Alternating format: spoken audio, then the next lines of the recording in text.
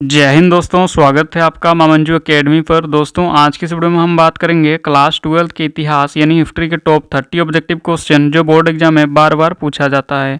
और हाँ दोस्तों, यदि आप लोग इंटर का फाइनल परीक्षा 2026 में देने वाले हैं तो ये वीडियो आपके लिए है। इसलिए दोस्तों बिना स्किप किए क्लास को शुरू से अंत तक जरूर देखिएगा, सभी क्वेश्चन को हम लोग विस्तार से जानेंगे। तो चलिए दोस्तों बिना देरी किए शुरू करते हैं आज के सेशन को। सबसे पहला क्वेश्चन है, हड़प्पा सभ्यता का अन्य नाम क्या है। पहला क्वेश्चन है दोस्तों, हड़प्पा सभ्यता का अन्य नाम क्या है। इसमें 4 ऑप्शन है। पहला ऑप्शन है सिंधु घाटी सभ्यता, दूसरा ऑप्शन में है मेसोपोटामिया सभ्यता, तीसरा में दोस्तों मिस्र सभ्यता और चौथा ऑप्शन यानी ऑप्शन डी में है चीन सभ्यता। तो इस प्रश्न का सही आंसर होगा ऑप्शन ए सिंधु घाटी सभ्यता। हड़प्पा सभ्यता का अन्य नाम है दोस्तों सिंधु घाटी सभ्यता।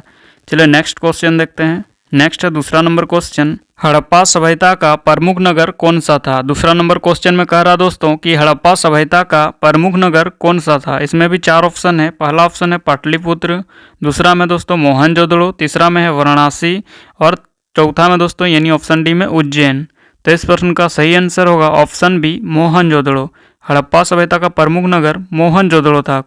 हड़प्पा सभ्यता का प्रमुख नगर कौन सा था दोस्तों, तो आंसर दीजिएगा मोहनजोदड़ो। तो इस प्रश्न का सही आंसर ऑप्शन बी ठीक है। चलिए नेक्स्ट क्वेश्चन देखते हैं। नेक्स्ट है क्वेश्चन नंबर 3, सिंधु सभ्यता की खोज किस वर्ष हुई। सिंधु सभ्यता की खोज दोस्तों किस वर्ष हुई थी, तो सिंधु सभ्यता की खोज 1921 ईस्वी में हुई थी। तो इस प्रश्न का सही आंसर होगा ऑप्शन बी, सिंधु सभ्यता की खोज 1921 में हुई थी। तो चलिए नेक्स्ट क्वेश्चन देखते हैं। नेक्स्ट है क्वेश्चन नंबर 4, मोहनजोदड़ो का अर्थ क्या है। क्वेश्चन नंबर 4 में कह रहा दोस्तों कि मोहनजोदड़ो का अर्थ क्या है। तो इसका अर्थ है दोस्तों मृतकों का टीला। मोहनजोदड़ो का अर्थ मृतकों का टीला है। तो इस प्रश्न का सही आंसर होगा ऑप्शन ए। चलिए नेक्स्ट क्वेश्चन देखते हैं। नेक्स्ट है क्वेश्चन नंबर 5, हड़प्पा सभ्यता का मुख्य व्यवसाय क्या था। दोस्तों क्वेश्चन नंबर 5 में पूछा जा रहा है कि हड़प्पा सभ्यता का मुख्य व्यवसाय क्या था। तो इस प्रश्न का सही आंसर होगा ऑप्शन बी कृषि। कृषि दोस्तों हड़प्पा सभ्यता का मुख्य व्यवसाय था। हड़प्पा सभ्यता का मुख्य व्यवसाय क्या था बोलने से क्या आंसर देना दोस्तों, तो आंसर देना है कृषि। चलिए नेक्स्ट क्वेश्चन देखते हैं। नेक्स्ट क्वेश्चन नंबर 6, सिंधु सभ्यता की लिपि कैसी थी। क्वेश्चन में पूछा जा रहा दोस्तों कि सिंधु सभ्यता की जो लिपि थी वो कैसी थी। तो इस प्रश्न का सही आंसर होगा ऑप्शन बी चित्रलिपि। सिंधु सभ्यता की लिपि दोस्तों चित्रलिपि थी।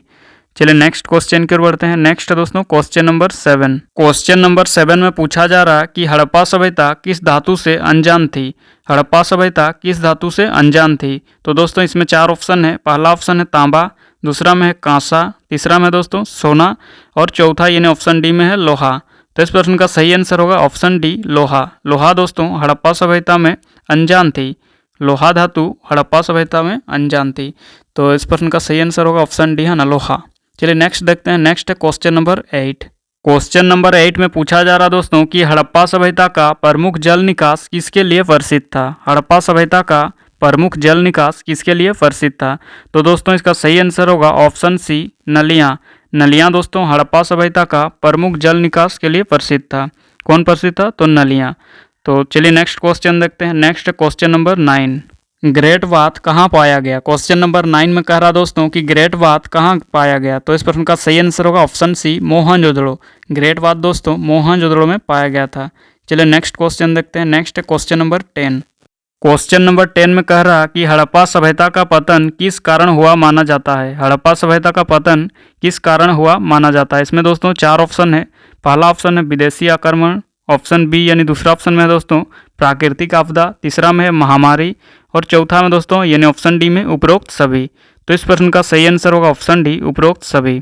विदेशी आक्रमण, प्राकृतिक आपदा और ये जो महामारी लिखा है दोस्तों, ये तीनों के कारण ही हड़प्पा सभ्यता का पतन हुआ था। विदेशी आक्रमण, प्राकृतिक आपदा और महामारी। तो इस प्रश्न का सही आंसर होगा ऑप्शन डी उपरोक्त सभी। चलिए नेक्स्ट क्वेश्चन देखते हैं। नेक्स्ट है क्वेश्चन नंबर 11। क्वेश्चन नंबर 11 में कह रहा अकबर के नवरत्नों की संख्या कितनी थी। अकबर के नवरत्नों की संख्या कितनी थी। तो दोस्तों इस प्रश्न का सही आंसर होगा ऑप्शन सी 9। अकबर के नवरत्नों की संख्या 9 थी। चलिए नेक्स्ट क्वेश्चन देखते हैं। नेक्स्ट है क्वेश्चन नंबर 12, मानस बदारी प्रथा किसने शुरू की। क्वेश्चन नंबर 12 में कह रहा दोस्तों कि मानस बदारी प्रथा किसने शुरू की। तो इस प्रश्न का सही आंसर होगा ऑप्शन बी अकबर। अकबर ने दोस्तों मानस बदारी प्रथा शुरू किया था। चलिए नेक्स्ट क्वेश्चन देखते हैं। नेक्स्ट है क्वेश्चन नंबर 13, अस्थाई बंदोबस्त किसने लागू किया था? क्वेश्चन नंबर 13 में कह रहा है दोस्तों कि अस्थाई बंदोबस्त किसने लागू किया था? तो इसमें भी 4 ऑप्शन है। पहला में लॉर्ड डलहौजी, दूसरा में लॉर्ड कर्जन, तीसरा में लॉर्ड कॉर्नवालिस और ऑप्शन डी में दोस्तों ब्लेसली। यहीं कहीं के पर ब्लेजली लिखा रहता है, ठीक है। तो इस प्रश्न का सही आंसर होगा option C, Lord Cornwallis. Lord Cornwallis दोस्तों अस्थाई बंदोबस्त लागू किया था। कौन लागू किया था अस्थाई बंदोबस्त? तो याद रखिएगा लॉर्ड कॉर्नवालिस। तो इस प्रश्न का सही आंसर होगा ऑप्शन सी। चलिए नेक्स्ट क्वेश्चन देखते हैं। Next question number 14। 1857 की क्रांति किस कारण शुरू हुई? 1857 की क्रांति किस कारण शुरू हुई? तो दोस्तों इसमें भी 4 ऑप्शन है। पहला में है कारतूस विवाद, दूसरा में कर नीति, तीसरा में दोस्तों धार्मिक कारण और ऑप्शन डी यानी चौथा ऑप्शन में है दोस्तों सभी। तो 1857 की जो क्रांति हुई थी दोस्तों वो कारतूस विवाद, कर नीति और ये धार्मिक कारण, ये सभी के कारण दोस्तों 1857 की क्रांति हुई थी। तो सही आंसर होगा ऑप्शन डी सभी, है ना, कारतूस विवाद, कर नीति और धार्मिक कारण। चलिए नेक्स्ट क्वेश्चन देखते हैं। नेक्स्ट है क्वेश्चन नंबर 15। 1857 के विद्रोह का नेतृत्व दिल्ली में किसने किया? 15 नंबर क्वेश्चन में कह रहा दोस्तों कि 1857 के विद्रोह का नेतृत्व दिल्ली में किसने किया था?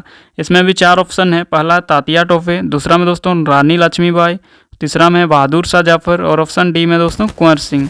तो इस प्रश्न का सही आंसर होगा ऑप्शन सी, बहादुर शाह जफर। बहादुर शाह जफर दोस्तों 1857 के विद्रोह का नेतृत्व दिल्ली में किया था। कहाँ पर किया था? तो दिल्ली में।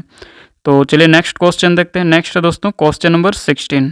क्वेश्चन नंबर 16 में कह रहा है कि कांग्रेस की स्थापना कब हुई? कांग्रेस की स्थापना कब हुई थी दोस्तों? तो याद रखिएगा कांग्रेस की स्थापना 1885 ईस्वी में हुई थी। कांग्रेस की स्थापना 1885 ईस्वी में हुई थी। तो इस प्रश्न का सही आंसर होगा ऑप्शन ए।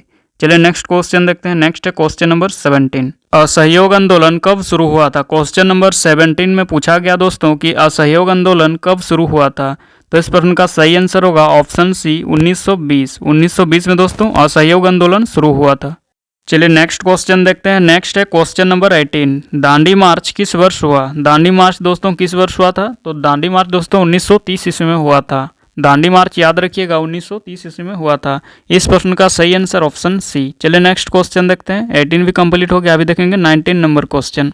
क्वेश्चन नंबर 19 में कह रहा है भारत छोड़ो आंदोलन का नारा किसने दिया? भारत छोड़ो आंदोलन का नारा किसने दिया था? इसमें 4 ऑप्शन है। पहला है नेहरू यानी पंडित जवाहरलाल नेहरू, ऑप्शन बी में सुभाष चंद्र बोस, ऑप्शन सी में दोस्तों गांधी जी और ऑप्शन डी में पटेल यानी सरदार वल्लभ भाई पटेल। तो इस प्रश्न का सही आंसर होगा ऑप्शन सी, गांधी जी। चलिए नेक्स्ट क्वेश्चन की ओर बढ़ते हैं। नेक्स्ट है क्वेश्चन नंबर 20। भारत को स्वतंत्रता कब मिली? भारत को दोस्तों स्वतंत्रता कब मिली, ये क्वेश्चन पूछा जा रहा। तो दोस्तों ये तो आप लोगों को बताना होगा कि हमारा जो भारत देश है ये आज़ाद कब हुआ था, भारत देश कब आज़ाद हुआ था। तो इसका आंसर आप लोगों को देना है। 4 ऑप्शन है। पहला है 1945, दूसरा 1946, तीसरा 1947, चौथा में 1950। तो कमेंट बॉक्स में बताइएगा दोस्तों कि भारत को स्वतंत्रता कब मिली थी, अपना देश कब आज़ाद हुआ, ये तो जानना बहुत ही ज़रूरी है दोस्तों। तो आप लोगों को पता है तो ज़रूर आंसर दीजिएगा और नहीं पता है तो कमेंट बॉक्स में आंसर मिल जाएगा, ठीक है। चलिए नेक्स्ट क्वेश्चन की ओर बढ़ते हैं। नेक्स्ट है क्वेश्चन नंबर 21 नंबर क्वेश्चन में कह रहा दोस्तों कि संविधान सभा का गठन कब हुआ? संविधान सभा का गठन कब हुआ था? इसमें 4 ऑप्शन है। पहला 1942, दूसरा में 1945, तीसरा में दोस्तों 1946 और चौथा में 1950। तो इस प्रश्न का सही आंसर होगा ऑप्शन सी, 1946। संविधान सभा का गठन 1946 ईस्वी को हुआ था। कब हुआ था? तो 1946 को दोस्तों संविधान सभा का गठन हुआ था। चलिए नेक्स्ट क्वेश्चन की ओर बढ़ते हैं। नेक्स्ट है क्वेश्चन नंबर 22। भारतीय संविधान लागू हुआ दोस्तों 22 नंबर क्वेश्चन में कह रहा कि भारतीय संविधान कब लागू हुआ था? तो इसमें भी 4 ऑप्शन है। 4 ऑप्शन में से सही आंसर होगा दोस्तों ऑप्शन सी, 26 जनवरी 1950। 26 जनवरी 1950 ईस्वी को भारतीय संविधान लागू हुआ था। चलिए नेक्स्ट क्वेश्चन की ओर बढ़ते हैं। नेक्स्ट है क्वेश्चन नंबर 23। प्रथम गवर्नर जनरल कौन थे? क्वेश्चन नंबर 23 में कह रहा दोस्तों कि प्रथम गवर्नर जनरल कौन थे? तो इस प्रश्न का सही आंसर होगा option A, Lord Mountbatten. Lord Mountbatten दोस्तों प्रथम गवर्नर जनरल थे। प्रथम गवर्नर जनरल पूछने से क्या आंसर देना? तो आंसर देना दोस्तों लॉर्ड माउंटबेटन। चलिए नेक्स्ट क्वेश्चन की ओर बढ़ते हैं। नेक्स्ट है क्वेश्चन नंबर 24। प्रथम राष्ट्रपति कौन थे? क्वेश्चन नंबर 24 में कह रहा दोस्तों कि प्रथम राष्ट्रपति कौन थे? इसमें 4 ऑप्शन है। पहला है पंडित जवाहरलाल नेहरू, दूसरा में डॉक्टर राजेंद्र प्रसाद, तीसरा में डॉक्टर भीमराव अम्बेडकर और ऑप्शन डी में दोस्तों सर्वपल्ली राधाकृष्णन। तो इस प्रश्न का सही आंसर होगा option B, doctor Rajendra Prasad. Doctor Rajendra Prasad दोस्तों प्रथम राष्ट्रपति थे। कौन प्रथम राष्ट्रपति थे? तो डॉक्टर राजेंद्र प्रसाद। चलिए नेक्स्ट क्वेश्चन देखते हैं। नेक्स्ट दोस्तों क्वेश्चन नंबर 25। क्वेश्चन नंबर 25 में कह रहा कि संविधान निर्माता सभा के अध्यक्ष कौन थे? तो इसका आंसर होगा दोस्तों डॉक्टर राजेंद्र प्रसाद। सही आंसर होगा ऑप्शन सी, डॉक्टर राजेंद्र प्रसाद।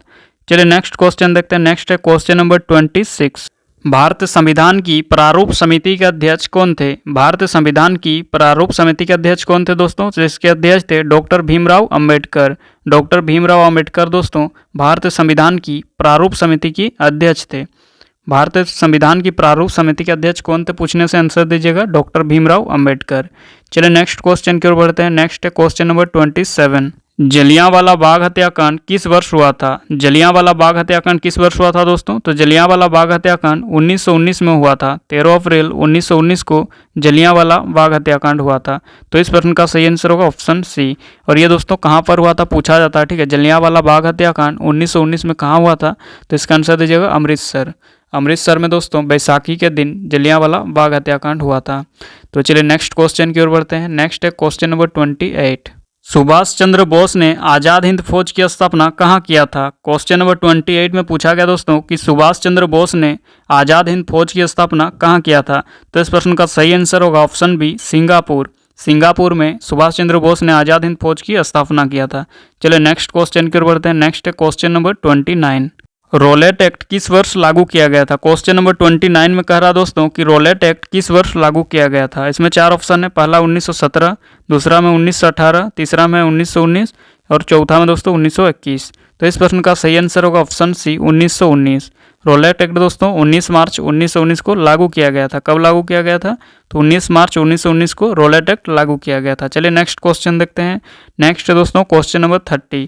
मुस्लिम लीग की स्थापना कब हुई थी? क्वेश्चन नंबर 30 में कह रहा दोस्तों कि मुस्लिम लीग की स्थापना कब हुई थी? तो इस प्रश्न का सही आंसर होगा ऑप्शन ए, 1906। 1906 ईस्वी को दोस्तों मुस्लिम लीग की स्थापना हुई थी। तो दोस्तों आज के सेशन में हम टॉप 30 ऑब्जेक्टिव क्वेश्चन लेकर आए थे, जो सभी क्वेश्चन हिस्ट्री के थे। हिस्ट्री के टॉप 30 क्वेश्चन हम लोग कंप्लीट कर लिए दोस्तों, और ऐसे ही हम रेगुलर क्लास लाते रहेंगे आप लोगों के लिए जब तक बोर्ड एग्जाम नहीं हो जाता है। History, geography, economics, political, Hindi, English सभी का दोस्तों लाएंगे ऐसे ऑब्जेक्टिव क्वेश्चन। तो बने रहिएगा दोस्तों हमारे चैनल पर, माँ मंजू अकेडमी पर। और अभी तक हमारे चैनल को सब्सक्राइब नहीं किया तो दोस्तों सब्सक्राइब करके जुड़ जाइएगा, क्योंकि हम जो भी वीडियो लाएंगे दोस्तों सब्सक्राइब किए रहिएगा तो आपके फ़ोन पर सबसे पहले वीडियो पहुंचेगा। और अपने दोस्तों को भी ज़्यादा से ज़्यादा शेयर कीजिए ताकि वे भी इस तरह के कंटेंट के साथ अपनी बोर्ड एग्जाम की तैयारी अच्छी तरह से कर सके। तो दोस्तों ऐसे हम वीडियो लाते रहेंगे। आप भी अभी तक हमारे चैनल को सब्सक्राइब नहीं किया तो सब्सक्राइब जरूर कर लीजिए, ठीक है। तो ठीक है दोस्तों, आज के सेशन को यहीं पर रखते हैं, फिर मिलेंगे नेक्स्ट वीडियो में। तब तक के लिए जय हिंद, वंदे मातरम।